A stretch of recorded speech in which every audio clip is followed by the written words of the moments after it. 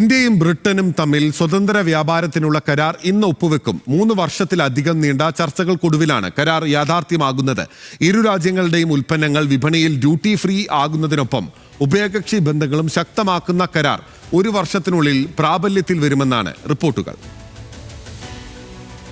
10 വർഷത്തിനിടെ ഒരു വികസിത രാജ്യവുമായി ഇന്ത്യ ഒപ്പുവെക്കുന്ന ആദ്യത്തെ ഉഭയകക്ഷി വ്യാപാര കരാറാണ് ബ്രിട്ടനുമായുള്ള ഫ്രീ ട്രേഡിംഗ് എഗ്രിമെന്റ്. 3 വർഷത്തെ ചർച്ചകൾക്കൊടുവിൽ ഇക്കഴിഞ്ഞ മെയ് മാസത്തിലാണ് കരാറിൽ ധാരണയായത്. 2030 ആകുമ്പോഴേക്കും ഇരു രാജ്യങ്ങൾക്കുമിടയിലെ വ്യാപാര മൂല്യം $120 മില്യൺ ഇരട്ടിപ്പിക്കുമെന്ന് കണക്കാക്കുന്ന കരാറിന് കേന്ദ്ര മന്ത്രിസഭ അംഗീകാരം നൽകി കഴിഞ്ഞു. ഇനി ബ്രിട്ടീഷ് പാർലമെന്റിന്റെ അംഗീകാരം കൂടി ലഭിച്ചു കഴിഞ്ഞാൽ 1 വർഷത്തിനുള്ളിൽ കരാർ പ്രാബല്യത്തിൽ വരും. സ്വതന്ത്ര വ്യാപാര കരാർ പ്രകാരം തുണിത്തരങ്ങളും പാദരക്ഷകളും ഇലക്ട്രിക് ഹൈബ്രിഡ് വാഹനങ്ങളും ഭക്ഷ്യോൽപ്പന്നങ്ങളുമടക്കം 99% ഇന്ത്യൻ ഉൽപ്പന്നങ്ങൾ UK വിപണിയിൽ ഡ്യൂട്ടി ഫ്രീ ആകും. ബ്രിട്ടനിലെ ഇന്ത്യക്കാരായ പ്രൊഫഷണലുകളെ 3 വർഷം വരെ സാമൂഹിക സുരക്ഷാ സംഭാവനകളിൽ നിന്ന് ഒഴിവാക്കുന്നതും ഇതിൽ ഉൾപ്പെടുന്നു. UK-യിലെ 1000-ലധികം ഇന്ത്യൻ കമ്പനികൾക്കും ജീവനക്കാർക്കും കൂടി ഗുണകരമായ ഇളവുകളാണിത്.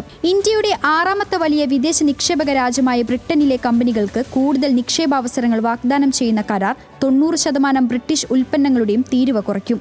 UK department four business and trade പ്രകാരം UK ഉൽപ്പന്നങ്ങൾക്കുള്ള ഇന്ത്യയുടെ ശരാശരി തീരുവ 15%-ൽ നിന്ന് 3%-ആയി കുറയും. കരാർ പ്രകാരം സ്കോച്ച് വിസ്കിയുടെയും ജിന്നിന്റെയും ഇറക്കുമതി തീരുവ 150%-ൽ നിന്ന് 75%-ലേക്കാണ് കുറയുന്നത്. 10 വർഷത്തിനുള്ളിൽ ഇത് വീണ്ടും 40%-ആയി കുറയ്ക്കും. UK നിർമ്മിത കാറുകളുടെ തീരുവ ക്വാട്ട സമ്പ്രദായത്തിൽ 10%-ആയി കുറയ്ക്കും. സൗന്ദര്യവർദ്ധക വസ്തുക്കൾ, ചോക്ലേറ്റുകൾ, ബിസ്ക്കറ്റുകൾ, മെഡിക്കൽ ഉപകരണങ്ങൾ എന്നിവയുൾപ്പെടെ നിരവധി UK ഉൽപ്പന്നങ്ങളുടെയും തീരുവ കുറയും. ഇന്ത്യയിലെ വളർന്നുവരുന്ന ഉപഭോക്തൃ വിപണിയിലേക്കുള്ള തുറന്ന പ്രവേശനം കൂടിയാണ് കരാറിൽ UK-യുടെ നേട്ടം.